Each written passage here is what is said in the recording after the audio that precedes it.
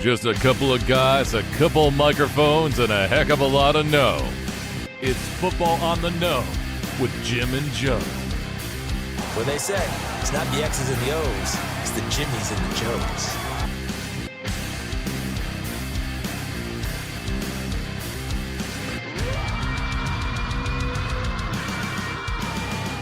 All right, what's going on, everybody? Welcome to another episode of Football on the Know. I am Jim McPhee, alongside of me is Mr. Joe DeCapita. What's going on, Odos? Welcome back for another edition and a Super Bowl edition. We are here. We finally made the finish line here. Yes. You know, down the stretch of the season, another season completed, Jim. Mm-hmm. And successfully as well. Absolutely. Yes, absolutely. Yeah, I've come through with another win, but it's going to be an interesting show next week. It's going to be a lot of fun again. But then after, we talked about parity throughout the whole season, Joe. Lo and behold, here we are again, now with the Kansas City Chiefs once again in the Super Bowl, and the 49ers making a shot here in the Super Bowl, where, again, it kind of made sense because they had a spectacular run last year. They would have been there last year if Brock Purdy didn't go down and they were down to their third-string quarterback, Joe. The fact that they're here now makes sense, all the sense in the world. I think even the fact that even the Kansas City Chiefs have fought through what they have, despite, how good they've been for the multiple seasons in a row, and everybody talks about dynasties and things like that. These guys, if they pull out another victory here, they've got to kind of be in that talk. But diving through adversity throughout the season and still coming out here in the playoffs and into the Super Bowl one more time. One more time, and we'll see how it all ends up. But before we get to that, here he is. One of our Niner know-it-alls has just entered the building here. Brandon Matthew, how you doing, bro? Welcome back. It's been a while, actually, since the last time you were on the show. But, hey, you're here now, and that's what counts. Now. Welcome on. And I'm sure you want to talk some Niners, for sure.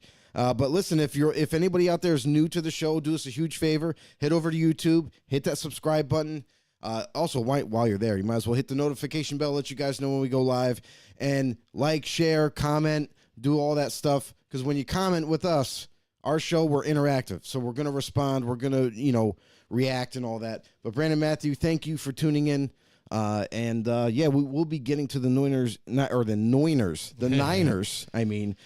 shortly.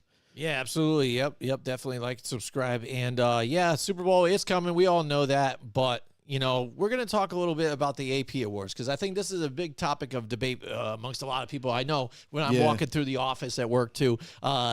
People ask me all this all the time, again, because they know I do the show and stuff. They want to hear my opinion about this. I want to hear their opinion. Think? So as we go through the awards, let us know, you guys, what you think out there. Support your team, too, if you think it's your guy here that's going to get it. But tell us why, too, in the comments. We definitely appreciate it. So, Joe, let's get to it here. The AP Awards, let's start from the bottom, then go up. And we're going to go with the assistant coach of the year. We're starting at the bottom. Now we're from here. The bottom. We're going from, started from the bottom. Now we're here. Oh, man, that's good, old Drake. That's good Drake. You know what I'm saying? Not so much anymore. All right. Well, all right, here we go. First thing. Assistant coach of the year, Ben Johnson.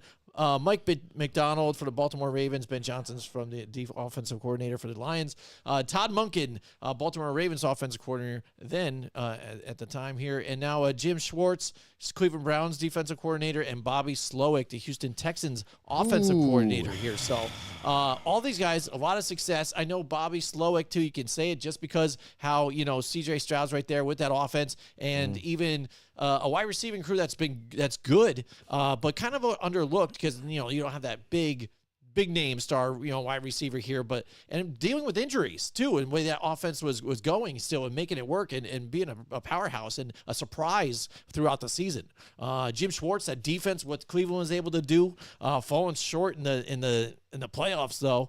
Tom Monken again taking that offense to where Greg Roman last year, was a whole lot of running here with Lamar. What were they going to do? They needed a change here. Lamar has really good stats here, and he's up for an award. Mike McDonald, too, the Baltimore Ravens. Again, defense, on top of it, too. Incredible defense. Now he gets a new job. So, again, all together, Baltimore Ravens, a really tough squad. And then Ben Johnson, who actually just said, hey, I'm sticking with the Detroit. Again, I'm staying with them. I'm not going to take a head coaching job. So you get to see that offense once again now, Joe. So what do you think about this? First off, Ben Johnson, since you ended up there, has done a tremendous job for the Lions. Like, hands down. When they got Ben Johnson into the building, they've reconstructed this offense, and obviously they've had piece by piece put this offense together to kind of really see what they could do. And they flourished big time this season, especially. The season before, the first 8 weeks of football, not many people paid attention to this, but the Detroit Lions actually had the number 1 offense in the league, not their division, the league. So just from seeing that, you knew where they were headed as an offense. And then it continued into this year and what they were able to overcome and accomplish. So Ben Johnson gets a lot of credit for what he was able to do with this offense in a couple of years span.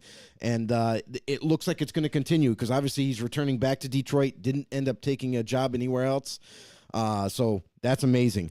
He, to me, is like one of those guys where like it's almost like this is going to be a bigger debate, I feel like, than most categories because there's pros and cons to every candidate.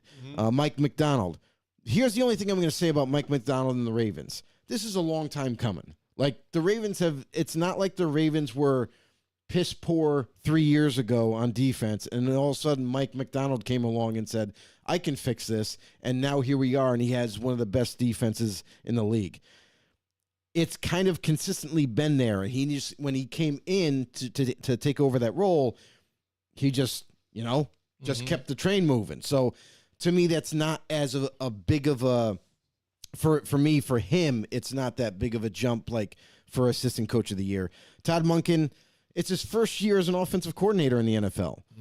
He did good. I mean, I'm not going to take anything away from what he was able to accomplish with Lamar Jackson in that offense, but again, it wasn't like when he stepped in, this offense took a whole other huge step forward. Like he was able to make Lamar Jackson more a better passer and pass more. We're still seeing kind of the same Lamar that we've been seeing in the NFL. A guy that is going to scare the hell out of you with his legs. A guy that can throw the football, but they don't really ask him to do too much. And if it's any indication, look at what happened in the playoffs. In the second half of that game, when it looked like, I don't know if it's Lamar Jackson that decided this or if it was Todd Monken, but like you mentioned off the air, Jim, that it almost like, did Todd Monken just ask him to stop running and throw the ball? So we don't know who's who there, whose decision that was, but it looked really odd for a lot of Baltimore fans, I can tell you.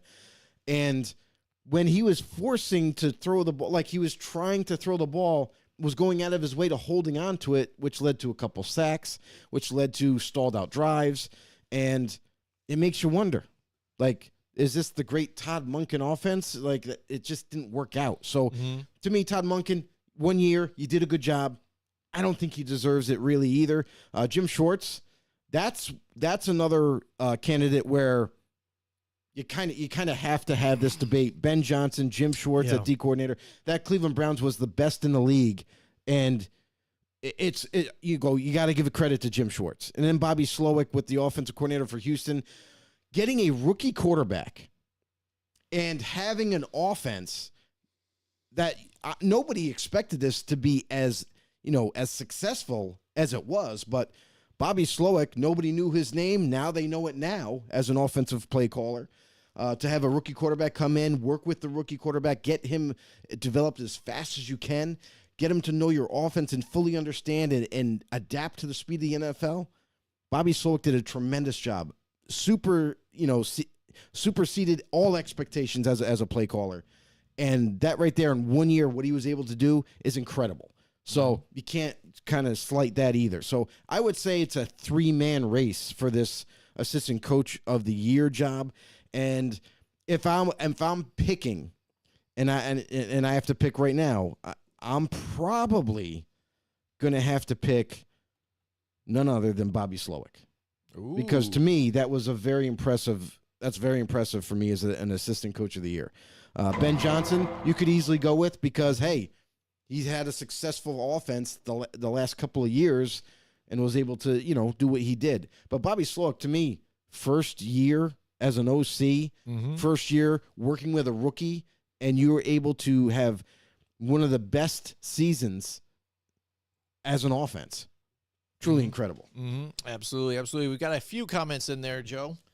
Yeah, we got Eric Bauer says, I'm going to have to go with Ben Johnson. Definitely one of the key factors to Jared Goff and the Lions' seasons or success this year. Dennis chimes in. He goes, as a 40, what does it say? As a 40 years, yes, Bills fan, I'm going to 49ers by one, starting to dislike the Chiefs like I did the Patriots. Let's go Bills next year. Okay. There you go. So he's just a Chiefs hater at this point, which some people you're getting lot that of kind of people are. sometimes because they he's tired. He says because of success even too. But then even I think some of the It was things almost some like people Borat are texted seeing us. though too. Yeah, some people again you kind of see how they kind of themselves. You'll hear them talk, even say they kind of expected to be here. They didn't see themselves not making it. They didn't see themselves, and they're already looking to try and bring another ring, to home and things like that. And they kind of come off, like that a little bit, I think, to some people. So, and people like to see some different, we talked about, the parity in this league and people were getting it. And, a lot of people were on board with the Lions. They really wanted to see the Lions kind of make it here and such. So people are kind of off-put, like, oh, really, the Chiefs again? Oh, come on, I want to see something different. But 49ers are there, and let's see what they can do in this matchup. But as far as the assistant coach of the year, again, that's a tough one. Like It's very tough. I like your pick. It's very tough. For me, I think because, again, between you, like you said, You're it's a gonna go three-person Ben. thing. You're going to go Ben? You're going to go I Ben? think I might go Ben Johnson, just because, again, the Lions, what they have fought through for the last couple of years, I mean, his first year as head coach, Dan Campbell, too, they were just trying to win a few, and when they did, and they upset a few and played spoiler for a few, that was big for them to move forward. It wasn't until this year that they really made that leap. But Jim Schwartz, again, I think is a close second as well, just because look at that Cleveland defense. That defense has been decent, but not like this year. And, what they had did. And Jim Schwartz is known for this. And boom, there you go. You put his name on the stamp and this defense, and boom, and here he is again. It's no, joke. It's not, a spoof. So they go from being a top 10 defense to number one. That's really what happened. And it's not like they were an average defense before Jim Schwartz got there, right? Or a defense that was struggling before he got there. He inherited a pretty darn good defense with a lot of good personnel, right? And when you insert really good coaching with good personnel, those are the results, right? And for the assistant coaches for the Baltimore Ravens, I mean, the team is stacked. They have a lot of players. They have depth. And they were already good. And Todd Monken, yes, you give him appreciation for give him credit, he's done, but you were going to have success with this team either way. You know what I mean? It's almost like the 49ers. Yes, I understand that some of the defensive coordinators that they've had here have been very good, but with the amount of skilled players that they have, every defensive coordinator that they pretty much bring in has had success. So it's kind of hard not to with what they have. So, all right, here we go. Yeah. So now we're going to move on to the coach of the year. Coach of the year. Here we go. Dan Campbell, there he is there. John Harbaugh, D'Amico Ryans, Kyle Shanahan, and Kevin Stefanski now. For me, I'm going to instantly eliminate Kevin Stefanski just because they've already expected to be, pretty good. At least I feel, again, because they've had a lot of good people on this team. Right. That defense, they've led the team for what they could do here. And yes, they've done very well with the injuries, you know what I mean? And at quarterback and having Joe Flacco and whatever, start for them and having some success and making it to the playoffs. Yes, that's good and all, but Jim, still, we have a there's been very lot of good special ones, guest right now. What's up? We have none other than the man, the myth, the legend. That is John Turner, everybody. Oh, John Turner. Welcome back, John. Yes.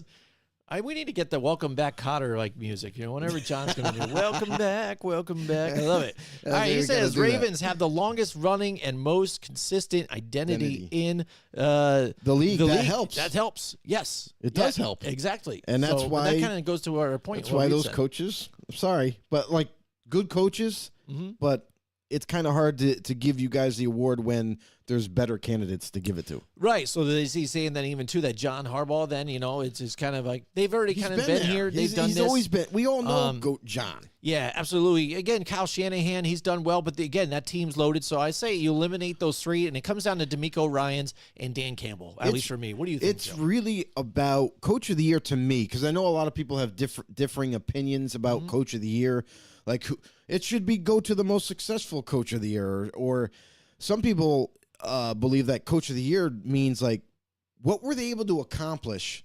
Did they have a greater accomplishment with the team that they had? Like, are they a new coach coming in and they were able to accomplish more than what they thought they could, or is it a team like they got John Harbaugh here for the Ravens? Like, the guy's been super successful as a head coach in Baltimore for quite some time, and right here he's up for the Coach of the Year award. But you have candidates like Dan Campbell, who in a couple years has now made it to the playoffs and did some damage in the playoffs and was right there, man. Like, that team, they had that game and they kind of just let it slip away, but they were in the championship game, could go to Dan very easily. I could see it. Kyle Shanahan, again, just like what you were saying, Jim, these are coaches that have been successful, already have stable teams that they coach, and not to take anything away from them as coaches, but they got really good teams to work with. So they're already kind of solidified there. And Kevin Stefanski, could he get the Coach of the Year? I think he's a long shot, but at the same time, it's like, look at what the Browns had to go through. Their starting quarterback going down. Usually when that happens, your season's over. You're not making the playoffs. Nothing. They call up Joe Flacco. He comes off the couch, and he ends up playing really well for a free agent, coming in and actually helping them get there. So you can make that little bit of argument, but I think the best candidates is Dan Campbell and DeMeco Ryans, hands down. What Dan Campbell has managed to overcome in a couple of years for this poor franchise that's been desperate for a winner, has been desperate to get back into victory lane, and now they're here. DeMeco Ryans, first-time head coach with the Houston Texans, and just like kind of Bobby Slowick goes, DeMeco Ryans, man, first time as a head coach, you assembling a staff like you did, and all the players buying in like right away. Like, everybody learned his system on defensively. Everybody learned Bobby Slowick's system offensively, and for them to all come together, whether it be a draft pick or a free agent signing, this team, we expected them to be competitive, but we did not expect them to do what they did this season and overcome what they did. DeMeco Ryans, as a first-time rookie head coach, led his team into the playoffs. They scared some people, and with all that, having a rookie quarterback. So, to me, I love Dan Campbell. I would love to give it to him, but to me, the more impressive thing is what DeMeco Ryans did with this Texans team. So I would give it to DeMeco Ryans. Yeah, I hear you there too. There's definitely a you can pick either one of these guys. I mean, you can't lose with either one of these. It's like pick 1A and 1B. Like, it could go either way, and I'd be okay with it. Because both are epic things. But I think what Eric says even too, he's going with Dan Campbell. I think I'm just going to ride on that point too, just because of the fact that favorites. What an epic achievement! What a history-making achievement here, and that's the thing. DeMeco Ryans, what he did was special too, and yes, C.J. Stroud. Maybe that's even the whole factor. That C.J. Stroud is who he is. Coming right out of the gate, that helps.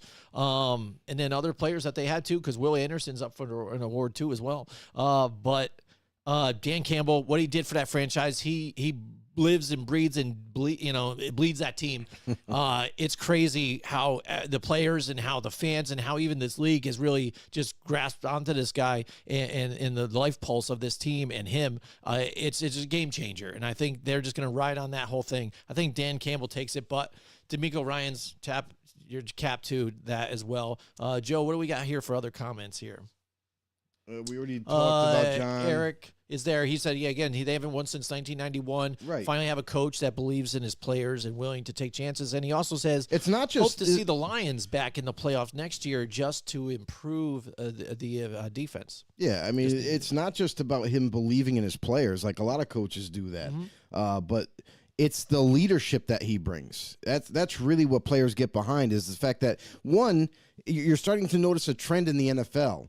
Dan Campbell, former player in the league, becomes a coach, an assistant coach, now has a head coaching job, and it seems like now, and then you have other guys like Antonio Pierce now, former player in the league, becomes an assistant coach, now a head coach. You're starting to see a trend where there's a lot of teams that are willing to give chances to these former players, and it's working out so far. So Dan Campbell, he's a leader of men.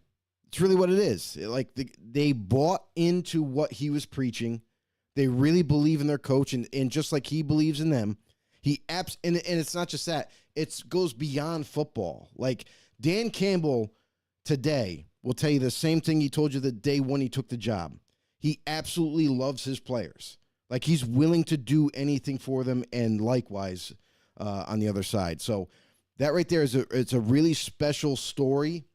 Like who knows? Maybe one day we might even get a movie out of this with talking about Dan Campbell and all that. But for the Detroit Lions, very impressive what he's been able to accomplish with this team. You know this team is going to continue to get better. Eric, there's no doubt in our minds that the Lions will be back again next year in the playoffs because who's going to stand in their way right now? Look at that division. Look at the Minnesota Vikings. They don't even know what they're doing yet. Like, are they going to be able to re-sign Kirk? He's going to cost a lot of money if they do, and if they move on from him, there's no real clear-cut, quarterback out there that can just plant in and have the same success. So that division is kind of up for grabs, and Detroit's already grabbed, had a stranglehold on it from week one. So no doubt in our minds, the Lions are probably going to win the division again next year. Obviously, knock on wood, bearing any kind of catastrophic injuries to their key players or quarterbacks. So, yeah. Plus, the Green Packers have something to say about that, too, again, see what they can do the following season. I mean, the biggest thing for the Lions, though, is they really legitimately only need to work on their defense. Their offense is superb right now. So, they're going to look to upgrade the defense any way they can. Free agency, draft, combination of both. And let's see what kind of Lions team they put together for next season. It's going to be exciting for sure. All right, we got John Turner that's in here, too, responding to Eric. He says, between Watson and Esterby and all the goofy trades that Houston had, the job was an active forest fire. Yeah, right. Yeah, because that's the thing, too, about D'Amico Ryans. Again, as I said, with the 49ers, former defensive end, defensive defensive coordinators getting head coaches' jobs now, had success with the 49ers, but then going instantly into a head coaching job and having instant success, I think that was even kind of a surprise to me. Because I remember D'Amico Ryans even as a player, and he played for the Houston Texans at one point a while back. That had to be inspiring for them too as well. But, for it to just catch just like that and happen and click that well, first timer, I mean, I think it was great. But that's the thing is you see that from D'Amico Ryans. You saw it from Dan Campbell already. Same scenario, same thing happened. And maybe there's something to this. But obviously, it's not just any football player. You got to find the right guy that can lead. And D'Amico Ryans is one of them. Dan Campbell's one of them. For next season, we'll see if Antonio Pierce can be the third. That'll be the true stories right there. Yeah, absolutely. All right, here we go. Next up, the awards. We've got the Comeback Player of the Year. Here we go. Joe Flacco made the list. Somehow. Of course he did. Yes, there you go. And Damar Hamlin's there for the Buffalo Bills. Baker Mayfield, Matthew Stafford, and Tua Tagovailoa. Okay, for this one. All right, I'm just going to put this one out here again, and people can hate on me all they want or whatever. But go ahead. What do you got? People are already handing it to Damar Hamlin, which I get. Because yes, his life was on, on the line, and he came back healthy and things like that. But he barely touched the field, and I understand it's a great story too as well. And yes, thank God he's healthy and things are fine. But will he even be the same? No, probably not. Right. And did he even touch really the field? Yeah, on special teams sometimes, and a little bit, and one shot in the playoffs too. So I don't give it to Damar Hamlin instantly just because of how great story that is. Save it for the Hallmark or the Lifetime series. You know what I'm saying? I don't need to pick a comeback player of the year. Joe Flacco, yes, it's great that he came off the couch, was able to play in that system and perform, but he's done it before too. So I'm not really that surprised about that. And look what he did in the playoffs too. Not a whole lot, and made a lot of mistakes and kind of cost him that game. Matthew Stafford coming off an injury and coming back on and becoming him. He's done this throughout his whole career. Yeah. Tua Tagovailoa, yes, that's a good year for him, but I don't even call it really a comeback, even to, if you want to quote even LL Cool J, don't call it a comeback. But That's right. Tua, I thought, was playing well kind of before, but never gave it a real opportunity and just kind of showed with a full season with a full team, too, what he could really do. And Baker Mayfield, for me, for the money, it's got to be Baker Mayfield. Because, again, this guy expected to do something in Cleveland, had the potential, had the weapons around him, didn't really get there, and then since moved on and played for a few different other teams, just trying to get that shot to do something, showed a little bit of a spark there in L.A., so much so that, the Tampa Bay Buccaneers bring him in and say, what the hell, let's roll the dice on this guy, and he has done it. You know what I mean? Yeah. Especially what he even did, come into the playoffs. I think he played really well. And then look what he did even in the Pro Bowl too. He's a different attitude, different person. I might say it's Baker Mayfield, Joe. What do you think? Yeah. Welcome, Derek. First of all, Derek. What's up, fellas? He says, go Niners. There's another Niners fan chiming in right there. Thanks for tuning into the show, bro. Really appreciate you.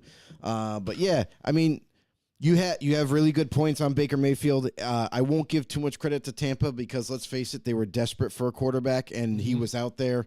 But Baker Mayfield kind of did everything and proved to a lot of people that he's still a legitimate quarterback. He can start in this league. He can help a team get to where they need to go.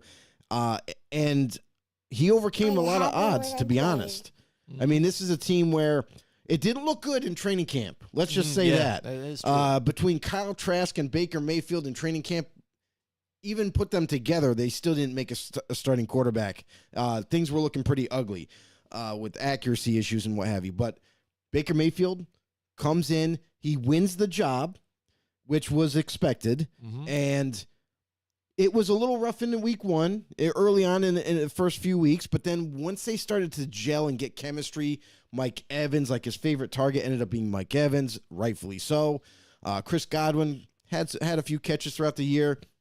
But then Cade Otton became like the second kind of favorite later in the season, and they were able to kind of play with some things offensively, and Baker Mayfield did a tremendous job. He did a great job. And now he's got to make a tough decision this offseason. Does he want to return back to Tampa? Because there are things changing in Tampa. Mike Evans, due to be a free agent, maybe he chooses to leave and go somewhere else as an aging receiver. And Baker, does Baker even want to come back, or does he want to explore free agency once again and maybe go somewhere else that could fit him a little bit better? But Stafford, I want to touch on Stafford real quick. I understand Stafford came back from an injury, and it's Stafford, though. Like, Matt Stafford, when you say his name, people know who he is. We've seen him do great things for the Detroit Lions and the Rams, winning a Super Bowl and whatnot. But it's like, come on. How is he comeback player of the year? Like, it's not like 2 years ago he just sucked and then had his injury, come back, and now he's had a good year. So I think you can take his name out of it. Damar Hamlin, like you mentioned earlier, great story. We love the dude. We wish him all the best. But again, he didn't. It's not like he came back and started. It's not like he came back and was in heavy rotation playing. So it's not like you can really say, oh, well, he definitely came back and balled out. So, yeah. Enough said. Joe Flacco, it's half the year. He did a good job. He did his job and everything, but it was half a year. So it's kind of hard to like give him comeback player of the year. To me, Baker Mayfield, and like when you said Tua, it's not really comeback, is it? For a guy, that's what I mean. For a guy it doesn't seem like for a it's guy that's has gotten better every year. You know what I mean? Steadily. And then he had this one big year this past season. It's like, comeback? No. I think it's just he got better over time, and it is what it is. So I agree with you. Like, I'm going to go Baker Mayfield on this for comeback player of the year. It shouldn't even – this should be a slam dunk. Like, I don't think there's much of a debate that you can throw here. Baker Mayfield wins this. Yep.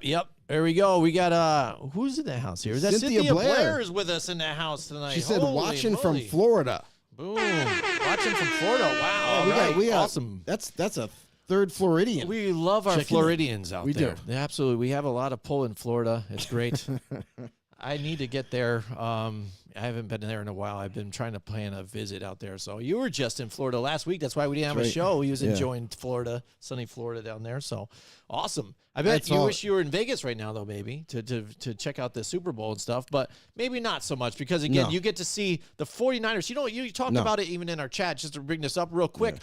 The fact that the Bay Area team that you dislike, the divisional rival that you dislike, happened to play the Super Bowl in your stadium, in your city. Yeah, it's bullshit. That's just another kick in the balls. It's bullshit. Yeah, it sucks, you know, but there's got to be a winner, Joe, and we'll see what happens. All right, we got a big comment here. Is it Mike Tackett? It is Mike Tackett. Mike Tackett's you should know by a paragraph. We got to know his weekly novel. Here it is. This we love guy it, though, definitely does because we're going to get paragraphs the info here. What do we got? What's he got on said, us? he goes, happy final hump day. Final he hump goes, day. For the 23-24 season, that's right, boys. Boom. From us learning how cool Mike McDaniel is to seeing how good C.J. Stroud is, and learning that Mike Vrabel's size intimidates teams, from hiring him and, of course, all of the Swifties that are now NFL fans. It's been a hell of a year. P.S. The Bears still suck. There you go. And we couldn't expect anything less from our boy Mike. That was all true. That is a shot at the Bears because our boy is a Packers fan. I like it, though. But really everything appreciate he said you. is true. Happy hump day to everybody out there from Mike and us as well. But yeah, he's right. And that's a funny thing that he actually added the Vrabel thing. Because did you hear that, Jim, that Mike Vrabel, when he did interviews, they were intimidated by his presence is why they didn't even give him the coaching job. They were terrified of this guy. Stupidity. Because, again, isn't that the presence that you want? I think when you look at Dan Campbell, he is larger than life in multiple ways. He's like a Vrabel. Stature. Yeah. And the way he talks, and he encompasses the team. You know, that's what I mean. So I think that's what you want. But again, you've talked about it. We talked about it a couple weeks ago when we were talking about coaches for hire stuff. He and Belichick, I swore, were going to be the ones that are going to get jobs. Staples. And the way they coach is amazing. But they wanted to do the shopping and buy the groceries and form the whole team. And I think too much even power. Well, I think that it intimidates a lot of people. And I think that's part of the issue because there was a little bit, though, with the Tennessee, though, that he wanted a little more power, and they didn't want that. He wanted to control a little too much. They wanted to keep it more on the level that, hey, this is our president or this is our, GM too as well, and then you're the coach. You handle the players here. They wanted a system, and when they give too much power to somebody in one shot, it doesn't seem like they want to go that route. No team does. And I feel like teams have seen history play out where it just doesn't work. When you're wearing two hats and two big hats, like Bill Belichick did with the New England Patriots. Over time, you started to see the draft get worse and worse and worse for them. They weren't getting the great returns that they were with their draft picks, and that can be attributed to Bill not drafting well because he was the GM and the head coach. It got to the end of time where Robert Kraft was like, I don't think we can do this anymore. Like we need to make a change. We need to do something. I'm not going to give you power. We're going to mutually part ways now. So Bill Belichick and him going on his tour for coaching, that's what he wanted still. He wanted power. He wanted to be the guy that make all the player decisions, the team decisions, everything, and be the head coach. So we've heard with the Atlanta Falcons, when he interviewed for them, they offered him the job, but they didn't want to give him the GM seat and the head coach. So they were saying, hey, we'll hire you. We want you to be our head coach, but we're not going to give you the GM power as well. So, and that's why he just didn't take the job. And then you look at Vrabel. Vrabel, to me, there's to me, I'm confused. Like Vrabel is seen as one of those really good coaches, like a Dan Campbell, like a DeMeco Ryans, a guy that can get results, a guy that can lead men. And he's proven. We've seen what he was able to do with Tennessee. And I thought for sure, just like you did, like he's definitely getting a head coaching job from somewhere. We don't know where. It's going to happen. And it didn't happen. So now that he's out there, somebody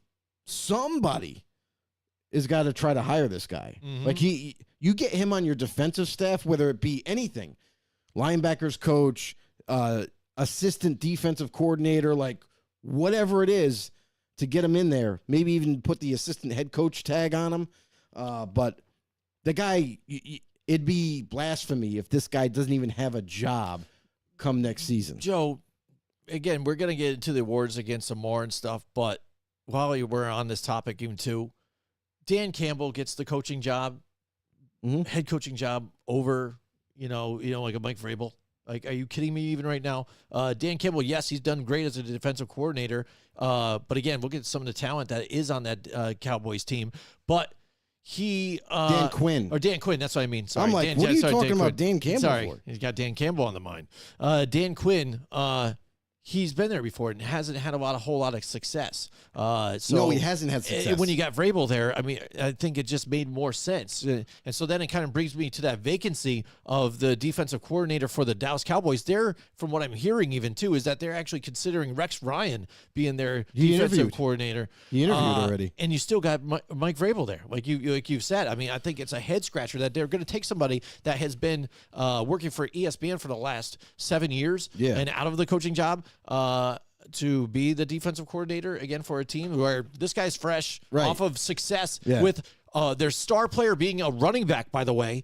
It's still making it to the playoffs consistently, I think is crazy. Right. And that's the other thing too, is then you look at that and you're like, well, why would the Commanders pick Dan Quinn? They didn't even interview Vrabel. Yeah. So it's like, if you interviewed him, I guarantee you would have probably went with Vrabel. But the fact that you didn't give an opportunity, when this is also the new owners. The new owners wanted to, and they're working with the GM, obviously, but they wanted somebody in particular. I don't know why they decided on Dan Quinn. We've seen him fail before at head coach. I don't like it when teams do this. When they go with a retread coach that has failed before, go with someone that either is proven or someone that's new and upcoming. That's the thing. And I have to imagine that Washington fans feel kind of the same way. They're getting Dan Quinn. Okay, great. This guy failed before. We got this guy now. The only positive is that they ended up getting Cliff Kingsbury as an offensive coordinator. Yeah. So that's one big move that they made, and it works out. Now, as far as Vrabel still being out there, Cowboys, what are you even thinking right now? And Jerry Jones, of all people, loves big time signings. So that would be a huge get if they actually got Vrabel in there as their DC. I wonder how that would go, too, with a larger-than-life personality of Rex Ryan there, especially with reactions with not only players but the head coach. Rex Ryan and then can't also coach with anymore. Jerry Jones. Rex Ryan's been out of the game for 7 years, bro. Yeah. Defenses have changed. The NFL changes. Yeah, and then the fact that Kingsbury is there, again, I heard that Magic Johnson was a big part of that. Bringing Cliff Kingsbury in for the Washington Commanders. Mike Tackett says, I was in a business venture with Vrabel while he was out at Ohio State in 2011. Okay. He might be a dick, but not once did I ever question his passion for the game. He's not a yes man, but I fully trust him for a coaching job. We live in different times. Yeah, exactly. There you go. So you might not like him again. That might be intimidating, Right. and people might say, "Well, wow, this dude's a douche. I don't want to work with this guy." But You never know. if they get the job done, I've said this about a bunch of different people. I think we've even talked about it about the presidency and a bunch of other things, Joe. But Don't not go to there. get into that. But I'm just saying, if whatever you might think of somebody as a personality and whatever, that doesn't reflect on how they work and do their job. If the job is getting done and the issues are getting taken care of and it's being well run, who cares if they're a dick or not, if they're likable or not? It doesn't matter. It works. Get it to work. I don't have to like my boss. My boss pays me to do a job. I try to do the best that I can at my job to be successful for myself and the job.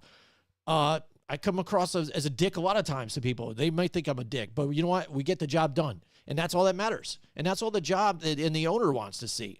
So when these owners go to get these guys and hire these guys, if they're looking at a guy that's just a nice guy, Okay, then if that's the case, then probably Jason Garrett would still have a job. Dick Vermeil. But he doesn't. You know what I mean?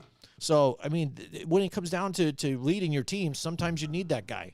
Dick Vermeil was a softie. There you go. Dick Vermeil would cry after big wins. Dan Campbell does. But again, I don't. But here's the thing is like, it doesn't matter. I think bottom line, if you're a good coach, you're a good coach. It doesn't matter what your demeanor is. Right. So whether it be being a dick or being tough or being a softie, you get results and they're the right results, you're going to have a job. So moving on to defensive rookie of the year. Defensive rookie of the year now. Here we go. We got Will Anderson of the Houston Texans, Jalen Carter of the Philadelphia Eagles, Joey Porter Jr., Pittsburgh Steelers, Kobe Turner, the Los Angeles Rams, and Devin Witherspoon of the Seattle Seahawks. Where's my guy Tom Leiter on this one? I know he would be saying Witherspoon all over. Dick was a softie. Dick was a softie. I like it. Definitely. That's awesome. Here we go. So yeah, it's funny. So Will Anderson, again, I brought it up here. That was a big part of the Houston Texans here. Jalen Carter, again, started off hot too, and then kind of tapered off, but did all right towards the end. Joey Porter, again, it's a little too handsy, I think, for me. Kobe Turner, okay, you know, sometimes that's not the most lavish position too to get, you know, these spots for defensive rookie of the year. And Devin Witherspoon too, he played really well on top of it as well. Mike Tackett says Porter Jr. That's so he's aggressive. got Joey Porter Jr. So he's being He's aggressive right now. Jeez. All right, so what do you think about this one, Joe? I mean, this is a tough one. I think there's a good bunch right here, so I think it could go either way with a couple of these guys. One thing I'm taking here, and here's the thing: like Kobe Turner had a really good year for himself, but to be honest, D tackle, he didn't do enough. I feel like to kind of get that nod there for defensive rookie of the year. Jalen Carter, again, just like you mentioned, like he was actually pretty solid all throughout the season. He had bright spots and low spots here and there, but I don't think he made such a big enough impact to kind of like win the rookie of the year as well. Joey Porter, I'm going to take him right out of the race. Sorry, Mike Tackett, but Joey Porter for me got a lot of penalties, really handsy, and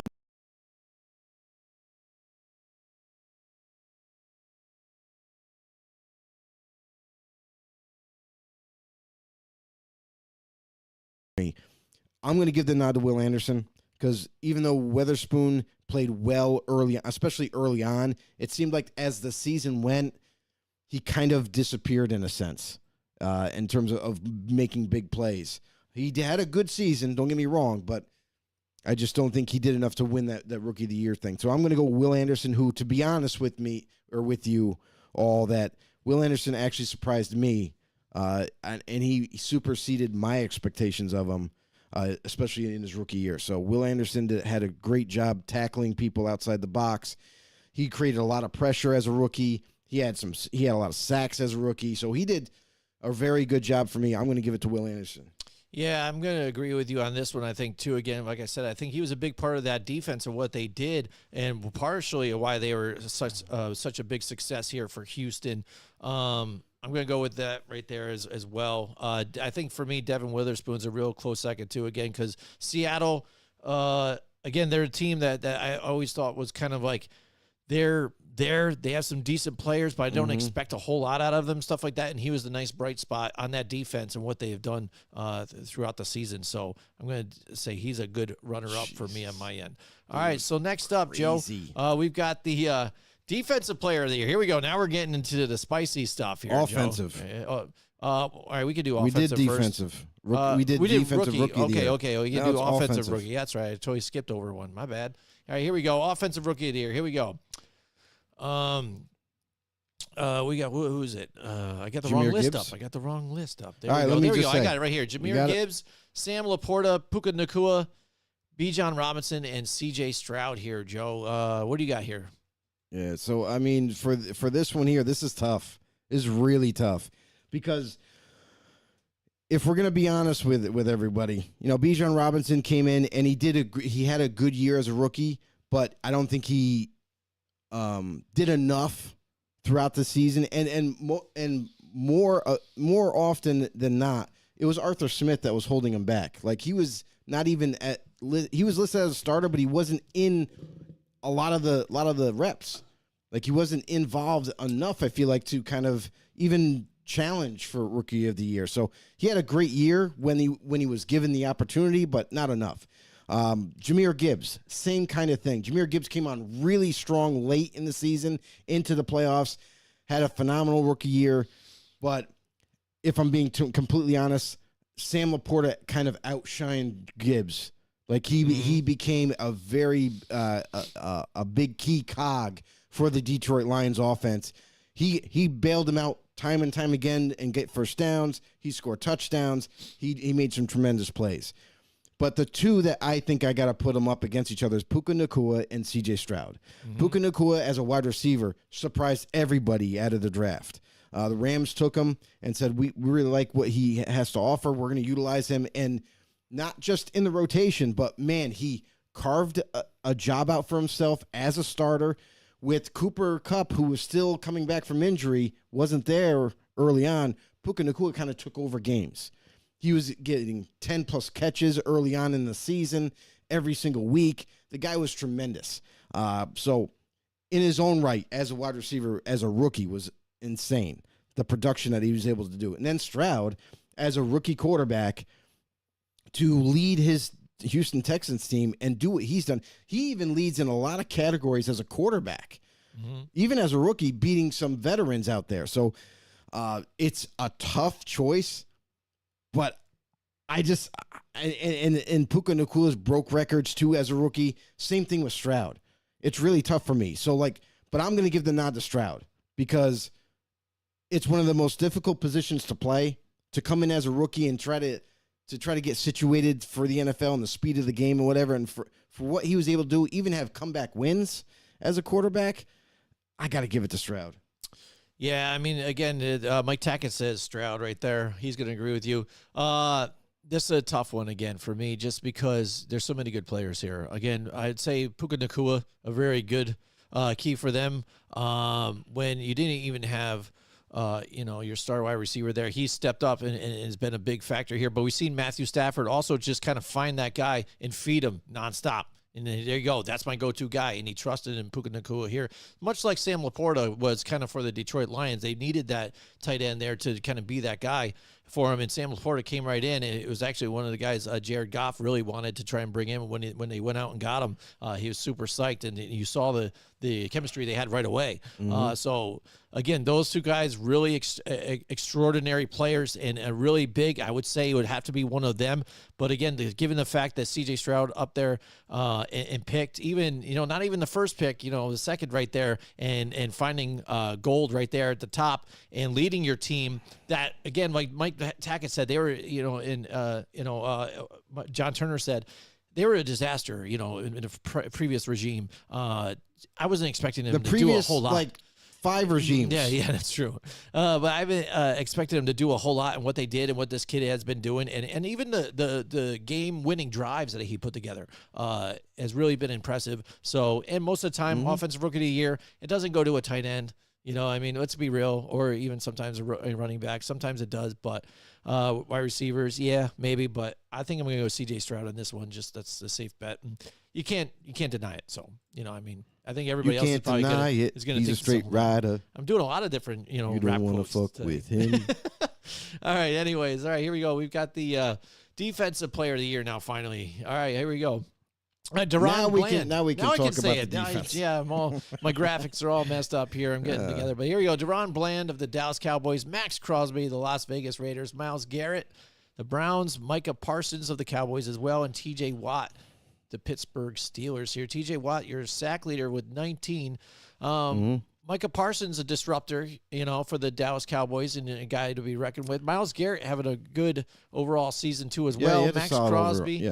I think he ended up having 15 and a half sacks or something like that? He had 14 and a half. 14 and a half. Yep. But the most tackles for loss, I think, on the season. And Deron Bland, everybody knows the picks and the pick sixes, broke record 5. So that's big too. That's huge. That's really big because when you're on defense and you can not only make a play, but you're scoring every time you do, that's big. So, So 6 out of the 9 interceptions that he had were for scores.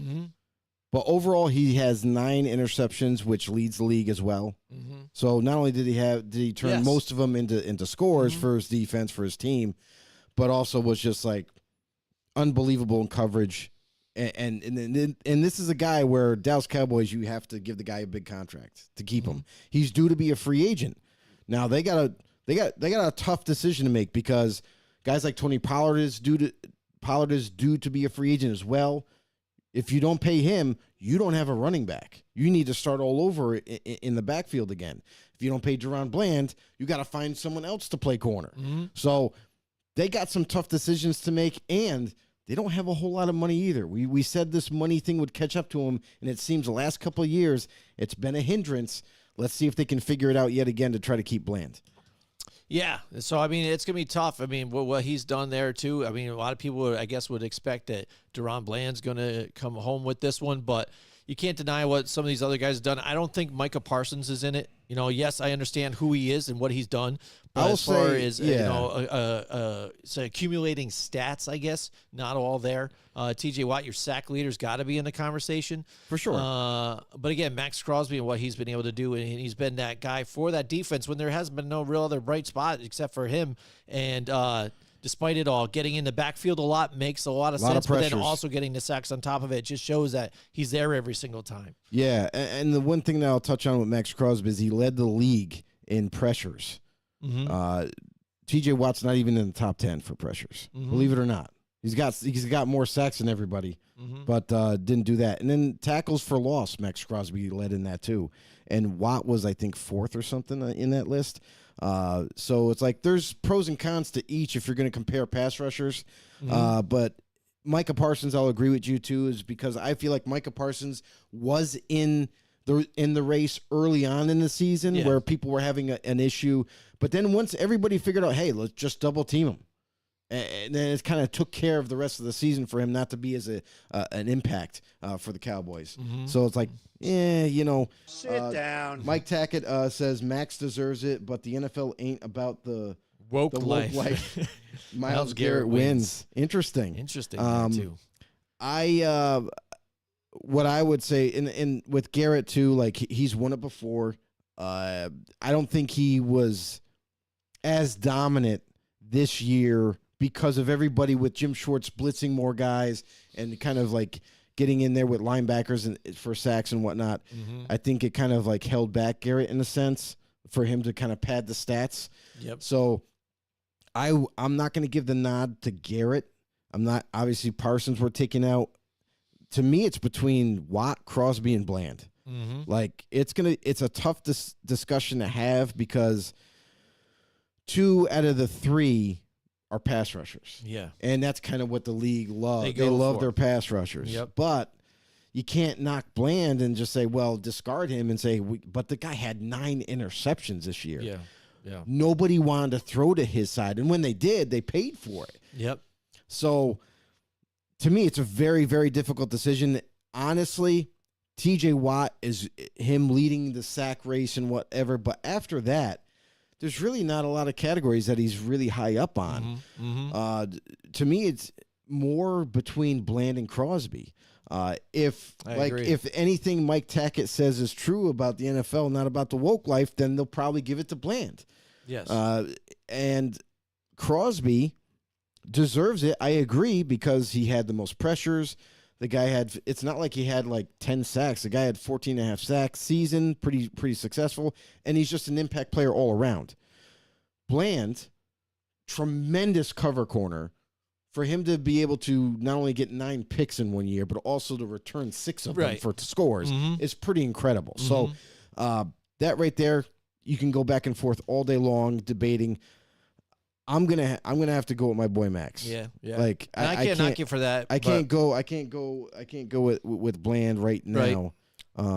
Even though either way, if whoever wins it, they deserve it. Except for I feel like Parsons or Garrett. If they win it, I'm gonna be mad. I'm gonna lose it. But I mean, I'm going to go Deron Bland. I hate to, again, too, but I feel like it's just kind of that thing that's poking in front of people's faces right there, like 9 interceptions, like you said. The pick 6 is it's almost like a no-brainer for them at this point. For them to just like, hey, there he goes, boom, look at that, that's amazing. Boom, he's generating points, he's getting the interceptions. One player, there you go. What a difference this impact player can make, on the game. You know what I mean? He made those interceptions were impact on the game physically for them to win. There's one thing that I want to touch on too is like I wonder with all these selections. I remember the Hall of Fame how they kind of narrow it down, right. And then they pick someone to go to the Hall. Some of that is they pick certain players because they have the right demeanor or they did great community work in the thing. I wonder how much that plays into winning these awards too every season. Mm-hmm. Like obviously, who do you want to be the face of this award type of thing? You want someone that's involved in the community and stuff like that. I wonder if that's also a type of like tipping the scale sort of thing, like when they get into these tough decisions. Mm-hmm. Who knows? Mike Tackett says they won't as much as let Crosby wear his custom face mask, but look at what Justin Tuck and Ray Lewis wore back in the day. That's true. Yeah, I know. And so, I mean, that's the thing. Like you're talking about when his career's even said and done, is like, where does that place him too? And will there be a snub against him was for some different things and what they've done and how people perceive other people. We've seen it with T.O. for a very long time, and then he eventually made it in. But I mean, like depending on first ballot or not, whether the writers or whoever like them or not, but. Again, I think he deserves it, but deserve doesn't mean you should win ever either. You know what I mean? So I think Deron Bland. I think that's what it means. Well, no, sometimes it feels like you do. Like this person might deserve something more than others, but if another person had a better thing, whatever. I think the Lions deserved to win that game, but they didn't. The 49ers did. The Lions deserved to win, but they didn't. You know what I mean?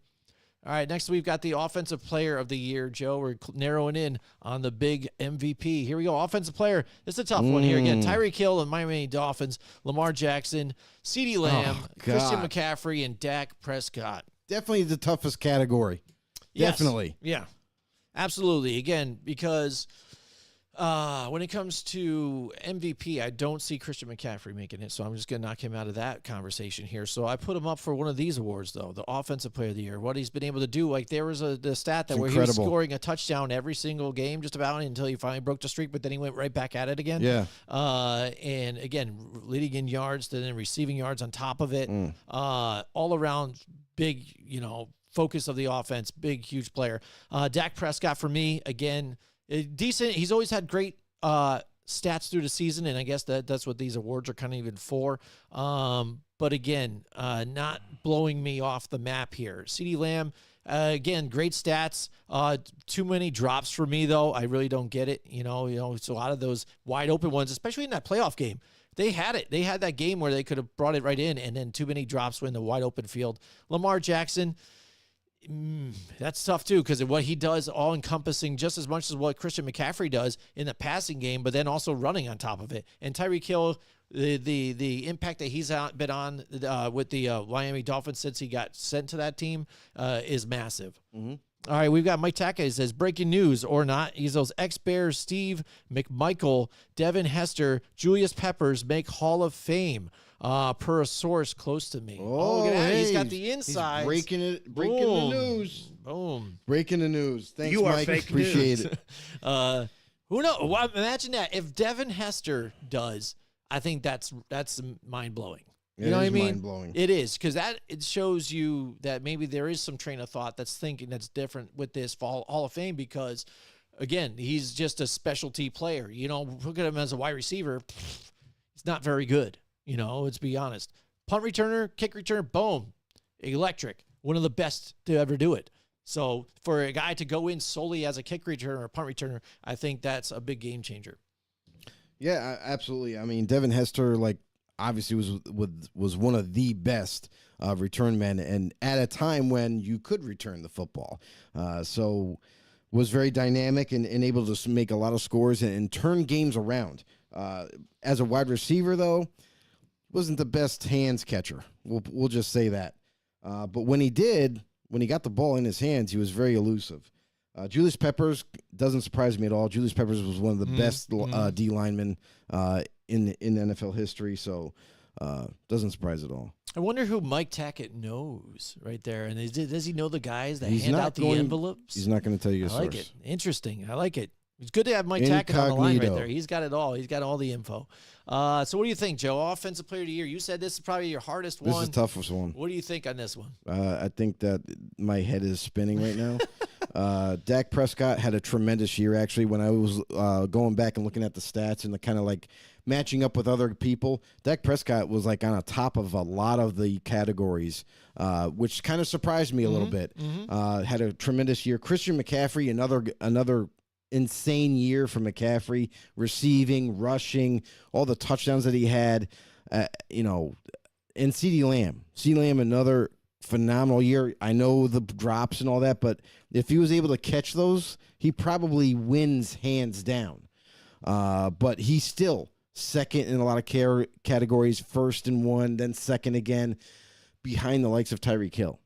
And the one kind of tipping of the scale, I would say, I would give it to Tyreek Hill if you're going to compare the two receivers, only because Tyreek Hill did it with less receptions, Yep. and was able to do more in And terms more of yards per game. Yeah. So right there, like I would kind of have to give it to Hill. Hill also has the most touchdowns, where CeeDee Lamb, I think, is second or something like that. And Lamar Jackson, with these type of players that you got Lamar Jackson involved in, Offensive Player of the Year, you got to be leading in a lot of categories like these other players. Right. And when I looked at Lamar Jackson, as much as everybody wants to push Lamar Jackson up in the MVP discussion, I'm kind of like, I don't know. Like, have people really paid attention to what he's able to produce this year? Don't get me wrong. He's had a good year, but he's not in top 10 categories as a pure quarterback. Like, he's not in top 10 for passing yards. He's not in top 10 for passing touchdowns. He's missing the point of a quarterback position here. Even when you go to look, and if somebody was saying, oh, yeah, but look at his rushing stats. Like, okay, I looked at the rushing stats, and you're pairing up against running backs. He's not in the top 10. I know that's harder to do, but if you're a running quarterback and you're seen as this very dynamic player with the ball in your hands and running, you should be somewhere in those categories. But I didn't see them. So not only are you not tops in a rushing any category, but also passing categories, you're in a couple. Like, I think completion percentage, he's like kind of up there in the top 5. And then there's another one that I'm forgetting right now that he was kind of like in the top 5, top 3, something like that. But you don't have any like pure quarterback stats in terms of passing yards and passing touchdowns. And we've seen also like him getting sacked a lot. So is that from Lamar Jackson holding onto the football too long? Is it his offensive line not working out well? Is it a combination of both? So that all being said, John Turner, shout out to you. That right there, I can't when I'm comparing these players, when these 4 players are here and you got Lamar Jackson, I really can't give him the Offensive Player of the Year. So if I have to pick one, it's very difficult. Now, I don't wish this on anybody. This discussion right here is like torture. Very difficult to do. I think you have to go like Tyreek Hill. It's grasping at straws at this point because you can make a case for any one of these 4 to win it. But I'm gonna kind of give it to Tyreek Hill because from week 1 to the final week of the season, this guy was unstoppable. Yes, he also had fair drops because I know Cowboys fans are gonna be like, yeah, but he dropped the ball too. Yes, but I feel like he outperformed just barely CeeDee Lamb. And when you put McCaffrey in there, who, yeah, you have the argument too. He could win it as well. Dak Prescott could also win this. So, like, to me, I'm just kind of throwing a dart at the board. There you and go. I'm going with Hill. There you go. He says a very reliable source in the SE region has ties to Hester and those South Florida boys. There you go. So that's how he knows. And he says McCaffrey. I'm again in the way I said this whole thing too with our headlines and stuff for this show, AP awards predictions and stuff, and who I think is deserving. I think too as well. I think Christian McCaffrey should get it, but I think it's going to be Tyreek Hill. You know, like you say, for everything that he does. Because even Tyreek Hill, you know, the stats are there too to support his as well. Everything that you said is completely right. But I think Christian McCaffrey, again, his biggest season he's ever had. I'm not mad at that. 100 yards. Again, you know, 500 plus yards receiving. You know, because you talk about he didn't make, you know, Raheem Mostert had the most rushing touchdowns or whatever. Right. That's fine. You know, Christian McCaffrey also had 14, but he also had more in receiving too as well on top of it. So combined all around is amazing. You know, so over, I think it was 2,000 something yards, only get 223 yards. All encompassing. It's great offense. You were talking about offense. He was the whole offense on top of the other, you know, some great players that they have on that team. And so one other thing to talk about Christian McCaffrey too is the fact that when they made that trade, you noticed once he got to San Fran and he got the playbook down and everything, and they utilized him, he enhanced that whole offense. Oh, he got really jump started. So like they had great weapons already. But then when they added that stellar running back, oh my God, this offense is super difficult to stop now. So you're right. If it goes to Christian McCaffrey, I'm not mad about it. I'm not mad about it if it goes to any one of these four that we mentioned. Right. But Lamar Jackson, I just can't. I can't bring myself to give him even Offensive Player of the Year. All right, there you go. And that brings us to another MVP. discussion. Here he goes. We got John Felton's Super Bowl MVP. John Felton's predicting. Oh, he's predicting right here. John, are you betting that? Super Bowl MVP. Are you betting that too? I hope give you're it to a tight end. If you're making statements like that, I hope you're betting it too. Boom. Who knows? Who knows? All right, so here we go. We got the MVP award here. Josh Allen, Lamar Jackson, Christian McCaffrey, Dak Prescott, and Brock Purdy. It was $50. $50 he's betting, putting on it. I don't see that, but it could be. I mean, he's going to be He's going to be a big part of their offense, absolutely. But who knows? You never know. All right, so there you go. I'm going to say Josh Allen, no, again, because I think even throughout the season, I've kind of called him just the gunslinger that everybody says gunslinger, blah blah blah. For me, I just say that's another word for reckless. He's just reckless with the ball. You know what I mean? So. I think he's done well for them again. And, yes, he's one of their most valuable players for their team. If they didn't have Josh Allen, they'd be in trouble. I get that. John, do me a favor, John. Before you say Lamar MVP, I need you to do me a huge favor. Did he say that? He said, should be CMC, but Lamar MVP. Okay. What I will tell you is go look at his stats compared to everybody else that is up for this award. Go look at what their season stats are. You might change your mind on that because that's what I was led to believe. Like, oh, Lamar's having such a phenomenal season until I actually broke it down and looked at his stats compared to others. Mike Tackett also said, I simmed the Super Bowl in Madden 24. San Francisco won 46-20. Wow. 20. Also, Madden 24 is hot garbage. That is one big pile of shit. And Mike Tackett actually says Lamar as well. I'm surprised, man, because I just can't see it, honestly. Again, that's what everybody's pointing to. Again, in the media, who knows? Maybe media controls everything here. But, again, I don't see it as well, and I get it. If they didn't have him, maybe, but still, it's a great team. John Felton says, I know super subpar stats, sports media loves them. See, and Madden's is hot garbage. There you go. So he agrees to it as well. How about that? Nice. So, we have two noodles that have confirmed that Madden is hot garbage. Hot garbage, yes. So can we get a third? Yeah, so they know that. And then Lamar Jackson, again, like he said, I think it was a great point that sports media loves him, which I just said too as well. True, that's very true. And they're already crowning him. But again, Christian McCaffrey's great conversation here. And Dak Prescott, is what we already talked about that. For me, again, for all encompassing, I mean, and I'm probably going to be hated on for this or whatever stuff, but I say it's Brock Purdy. Brock Purdy, getting overlooked by everybody and this and that, but dude, he leads in, passing touchdowns percentage. He leads in net yards. He leads, dude, in passing yards. I mean, it's just so many QBR 113. I mean, he's leading in so many other different things. And if they did not have Brock Purdy, we saw this last year. They didn't have him, and they didn't do it. They were shut down. They couldn't do it. Yeah, the only knock that you could say Brock Purdy versus either, like if we're comparing quarterbacks like Dak Prescott and Brock Purdy, what I noticed is that the only knock that you can say is that Brock Purdy didn't throw a whole lot. That's really it. because that also kind of buffers the stats. Like, he has a higher QBR, he has this, he has that. Well, when you don't throw as much as Dak did, you know, it's skewed a little bit. So I could see that argument as well. Christian McCaffrey also is in that conversation too, because it's most valuable player to me is a guy that impacts your whole entire team. Guy that literally has changed this offense himself. You know, when he's given the ball, he's very difficult to tackle. When they give him the ball in receiving in open space, it could be 6 at any given time. But I will. This is very difficult. Like, I think it's going to end up being between Dak and Brock, I think, in the end.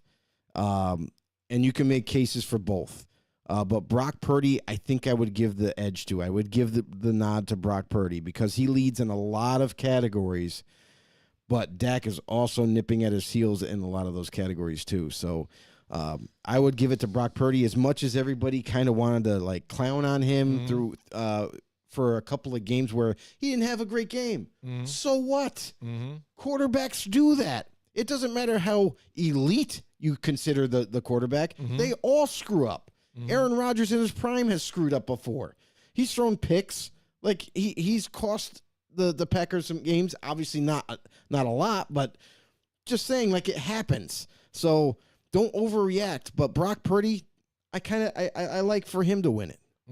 Yeah, absolutely. And again, I've got the comparison here too. I mean, again, it's back and forth. You know, I get to see John's Dak all Prescott in. though too. So John's all in now. He said Purdy dinks and dumps, super check down guy, but he's not though. Too. He's not. It's the well, offense. How do you get 4,280 yards on Dinkin and Duncan? My thing is, it's not always Dinkin and Duncan. It is to a point. It's a West Coast offense. We all know that's what it is.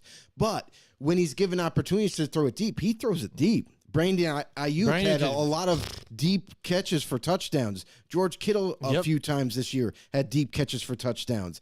You know, Christian McCaffrey, yeah, he had a couple slants that just went the distance. Like, this guy is not just a dink and dunker. Like, he can deliver the football down the football field.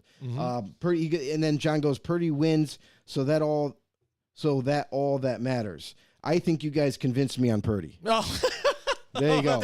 Well, who knows? I did maybe then. So congratulations to me. You say Dak Prescott. I'd be No, amazed. I said Did Purdy. you say? Oh, I thought you said Dak Prescott too. I thought you even said Dak Prescott had better stats throughout it all. So I thought you were going to go There's some with Dak categories Prescott. where Okay. Dak Prescott does lead, and well, Purdy at least doesn't. we're not on Lamar Jackson train though, too. But who knows? Again, it is a popularity thing. Mike Tackett Which is also bullshit. brought that up. He said if Taylor Swift was up for the award, I'm sure she would win it. You know, so.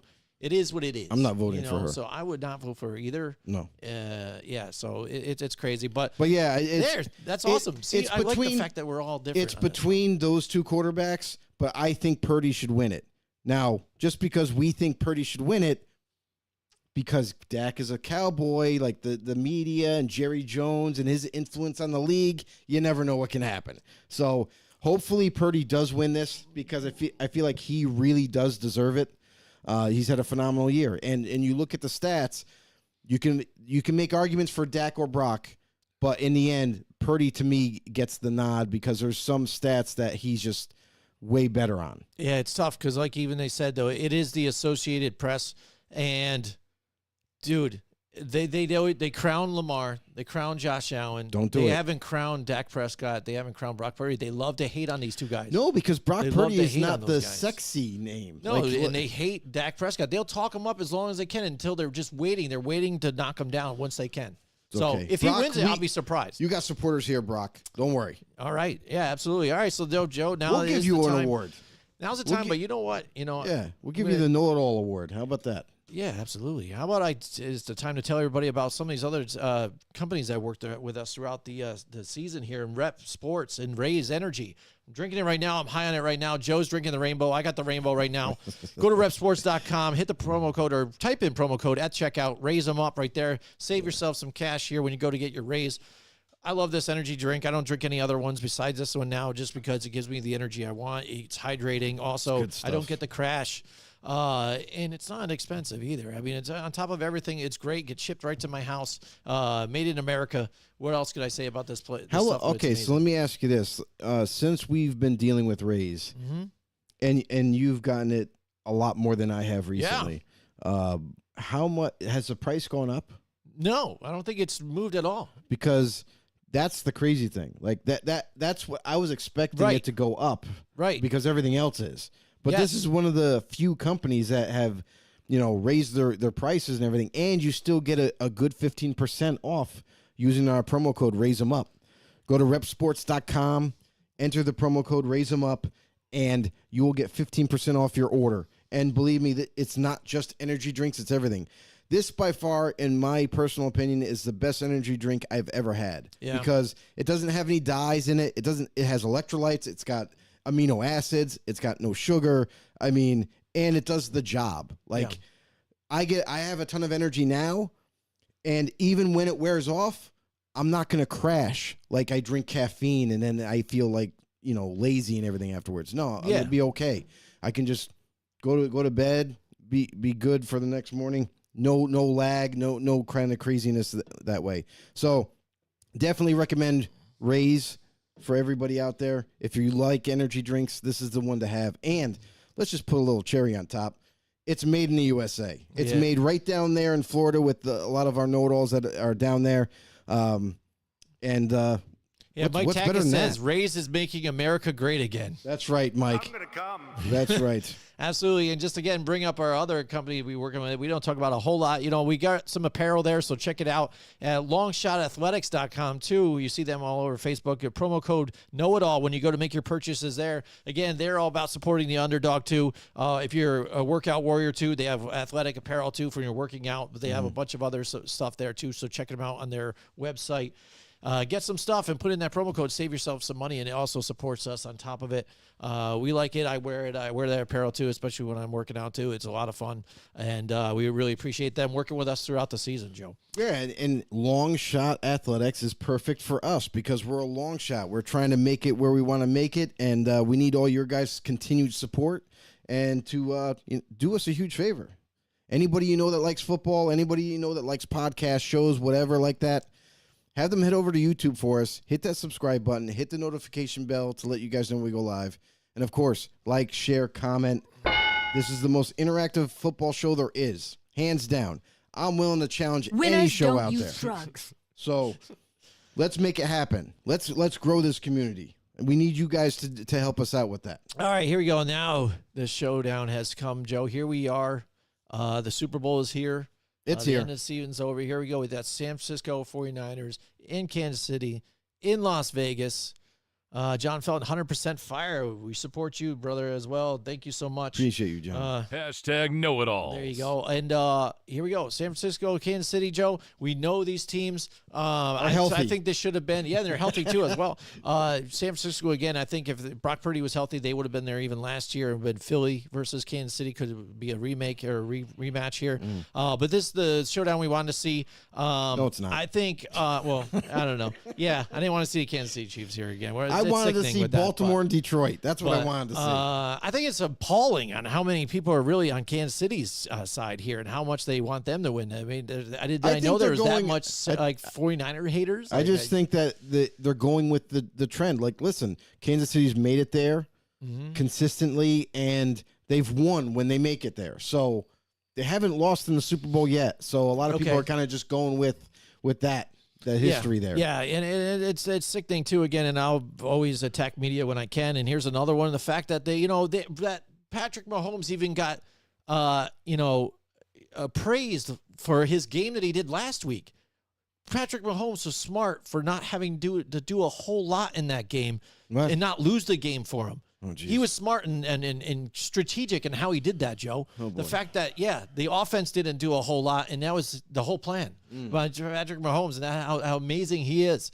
He didn't need to do it. He didn't need to be that guy, which I thought is hilarious. The defense has really stepped up for this team. It been their really heart and soul. It's so much of the fact that it's hurt me because Spagnuolo was there even as our interim coach post McAdoo with the Giants, and if we just gave him another shot, who knows what could have even happened?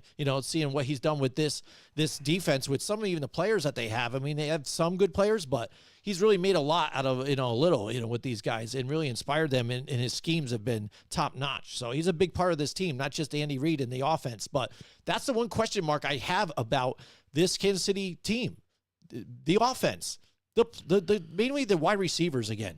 Wide receivers, it's a sketch every time. There was hit and miss last time they played here. Travis Kelce, you're always going to have him, and it always mind boggles me with these teams. You used to have to play zone, I guess, when you had your Tyreek Hill that could beat you over the top here. But I don't see even where that was a mistake. That even works even against a Travis Kelce. If you're not doubling him or leaving him wide open in these zones, he's going to kill you. And he did it last time they played here against Baltimore. I think you got to key up on him and everybody else. Rashee Rice is nice. That's their next target you got to look at. But I'm not really afraid of their wide receiver core. I think they're up and down at times. And I think if you can stop Isaiah Pacheco and stop him from moving the ball and keep him one-sided, San Francisco 49ers have the edge in this game. That's really what's kind of stumbled the Kansas City offense this year is when they're not able to run, it kind of disrupts everything that they want to do. Because when they can run, now they can do a lot of, mismatches, changing the formation around, kind of manipulate the defense a little bit in that aspect. If the Niners are able to shut down or at least slow down that running attack, it's going to play into the hands of the Niners on defense. Trust me. Because if they can stop that running game, now they can pin their ears and rush Patrick Mahomes. However, I've always kind of wondered, like defenses that have been watching the Chiefs all year long, whether it be in the division, outside the division, some teams just played them extremely tough. And it's because they watched the film, they paid attention to what they did. They made changes based on what they saw. And not what they thought. And even though this is a very big game, you got to see, when you see the film and you're watching the Chiefs, don't overthink it. It's not that hard. You mentioned Travis Kelce. He's the biggest weapon for Mahomes. He's always looking for him. He's always looking to dump it off to him somewhere. If he's in trouble, he's looking for Travis. And Rashee Rice, rookie that came in, has been a pleasant surprise for Kansas City. And he's their best receiver option right now. A lot of the guys have very shaky hands. We've seen them screw up from time to time. And Rashee Rice has kind of been the guy that's kind of rose up to the challenge. So he's like the second option. And I feel like for the Niners, they have the ability to play man. They have some of the best defensive players in football, and a former Chief playing corner that has lit the league up, like in terms of coverage. He's been amazing. So I just think that right there is going to be the determining factor. Yes, you're going to have Kansas City's defense coming after Brock Purdy and their offense for sure. Steve Spagnuolo doesn't play any passive defense. He comes after you.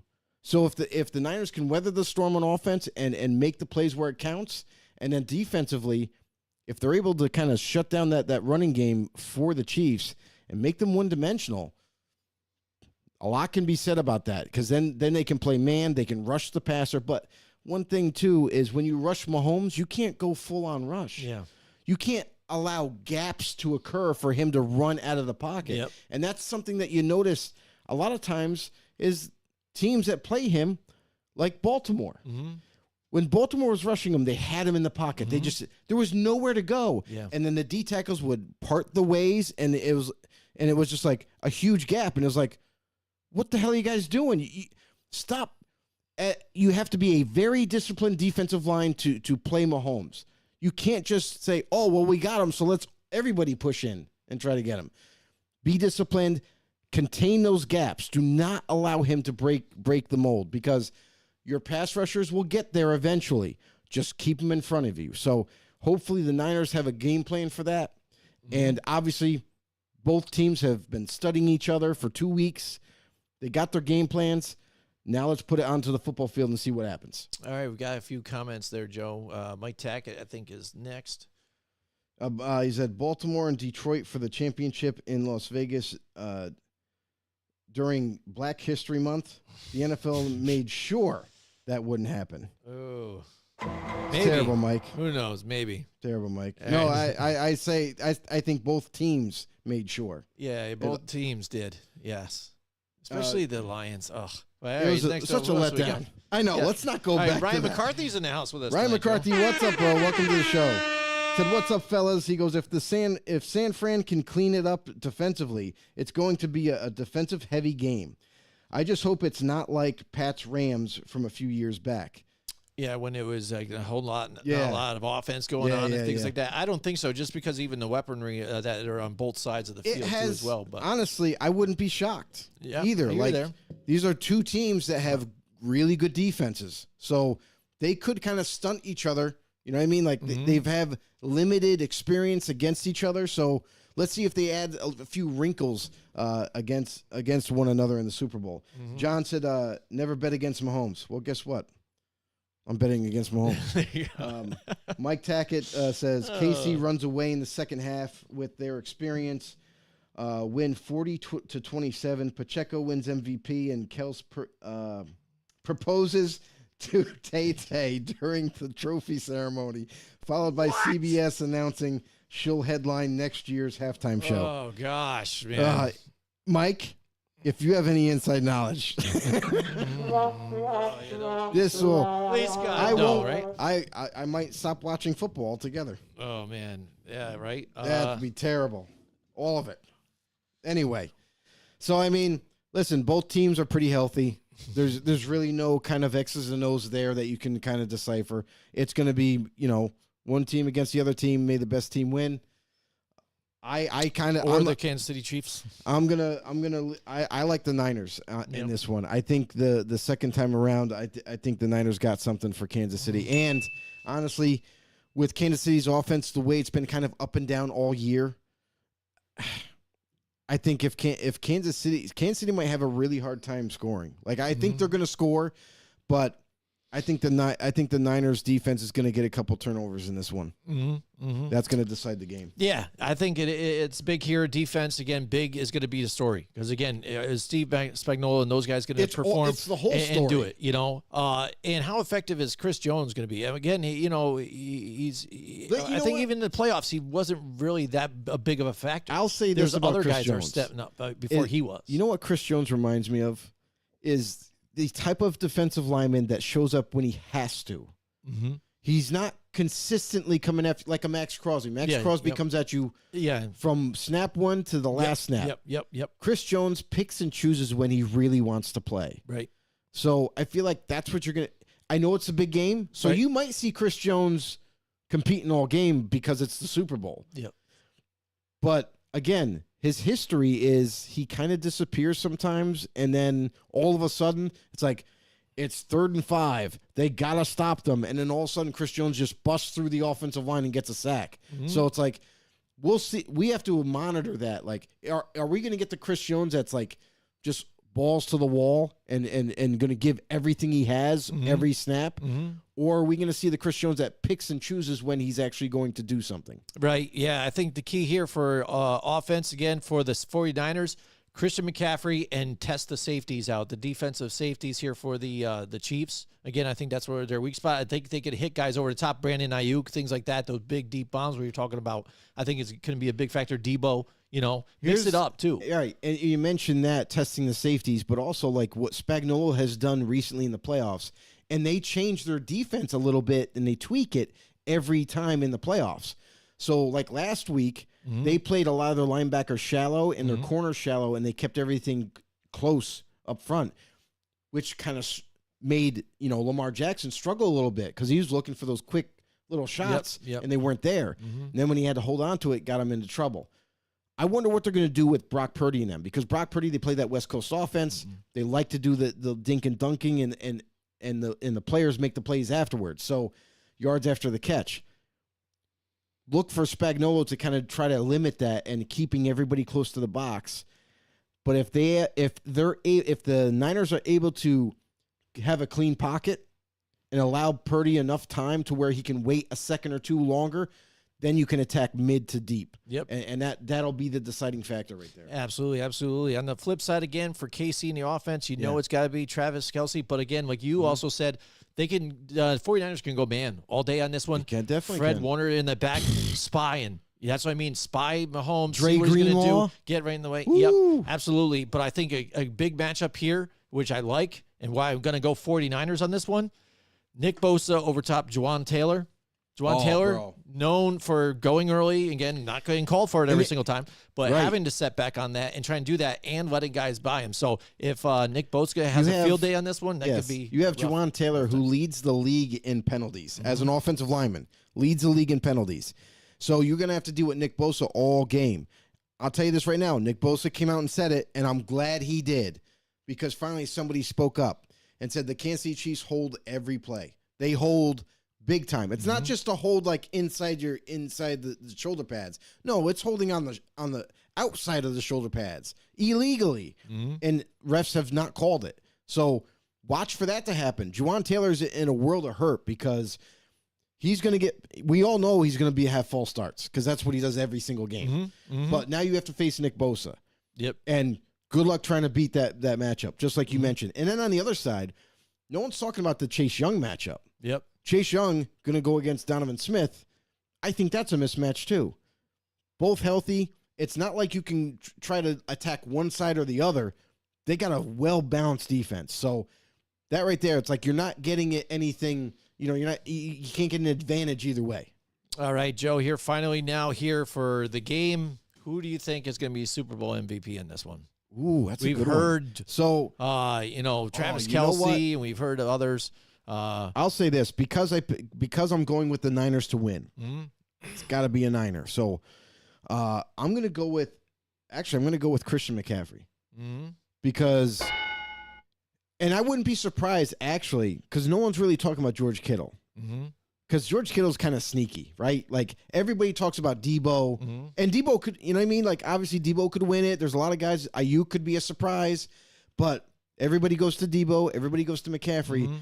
But what happens if George Kittle is like the unsung hero of this whole thing? We're all talking about Travis Kelce. We're all talking about Mahomes and Purdy and McCaffrey. What if Kittle like ends up being the guy that kind of really helps this team get over the hump here?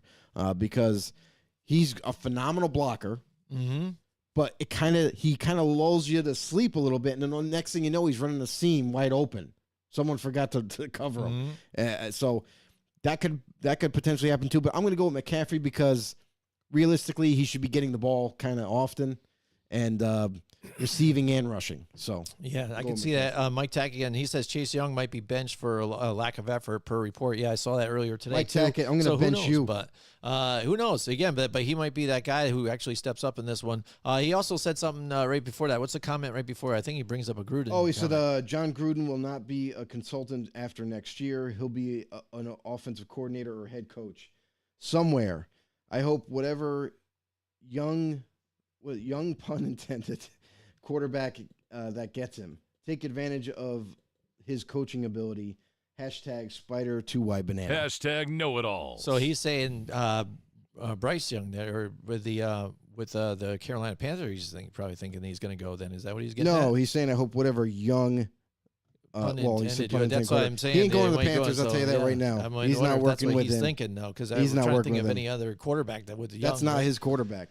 Right? It's not. So, He won't work there. Interesting. All right. So yeah, I mean, I could see that again. You said McCaffrey. I'll tell you right now. I mean, that could be good. John Gruden, watch the Saints. This is Dennis Allen's last year as a head coach, and I don't want to guarantee it, but I think I'm reading the tea leaves a little bit. I think they're going to fire Dennis Allen, and then they're going to look to hire John Gruden as the head coach for the New Orleans Saints.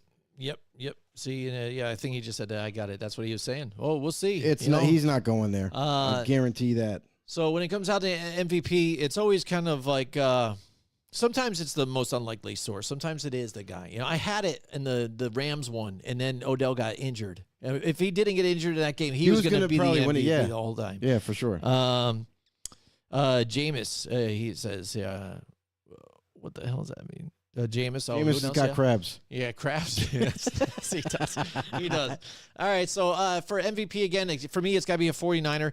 The thing is with George Kittle, he's kind of like you said, he's sneaky like that. Like he's always been a good player, but he's overlooked like in the game. But he's constantly making game plays, like plays in the game that are big that you don't do it, but. he doesn't take a lot of the credit for that. He isn't really brought up as like, wow, George Kittle had a hell of a game. He's the guy of the game. You know what I mean? It's always somebody else. It's always this and that. So it is sneaky there. Mm-hmm. You know, who knows? I'm thinking, if anything, if it's a defensive side of the game, I think it's going to be a defensive player. Okay. And who knows? I'm thinking if he's It shadowing usually back and doesn't he's go going to play defense, it. so I know it does. Sometimes it does, though. they if have to they're have making a the game plan, phenomenal game. yes, Like so ridiculous. I'm going to say if it's a game saving, it goes down to the wire. It's down near the red zone. It's an interception by Fred Warner. I'm going to say Fred Warner. Why not? Okay. I could be wrong. Who knows? Whatever. Who Yeah, knows? I mean, it's a shot. just You hard. never know. Yeah, it's I know. hard I for get it. defensive guys. get it. They got to have like Yep. retarded game. I get it. And We've it's seen and it, it's though. unfortunate. Seattle has done it before. Yeah, but it's like such a difficult thing to get an MVP on the defensive side. Like Fred Warner's got to have like 2 pick sixes or something crazy. We shall see. Yeah, I hope he does absolutely. get it Oh, hell yeah. because I love it when defenders get it. It's because it's so rare. Yeah, absolutely. All right, so that's it. That's our show for the night. right. It's the end of the season. You know, here is the big game. We will be back next week for a review of the game, you know, and talking all about it. It is our drinking episode, so Joe will be drinking. I'm going to have some as well on top of it. Joe, I've got a bottle of Jameson stout. It was I am not drinking that. oh, really? No. Oh, man. No. Well, I will then. Well, I'm not saying you're going to drink it in the whole thing. Oh, but yeah, I'm not drinking in the it? thermos. Yeah, You I'll want have a shot. Yeah, I was going to say it's I'll have good. a couple shots. Nice. I like to Absolutely. see, that's the thing is like there's certain drinks, like for me, that I'd like just to have shots of them and not really like a big mixed drink. Like Jameis is one of those things where like I just like to have a shot of it. And I don't like to have it in a mixed drink because I know some people do Jameson and ginger. Ginger, that type of Me thing. too. I'm good on that. I just do it in shots and stuff like that. But I got one that was aged in bourbon barrels. Yes. And that's what it is now. So this is different. Or in stout barrels, like stout beer. It was aged in stout beer barrels. So I'm interested in how it's going to affect the flavor and things like that on top of it. But it's going to be fun. Chris Jones got subbed for MVP in 2020.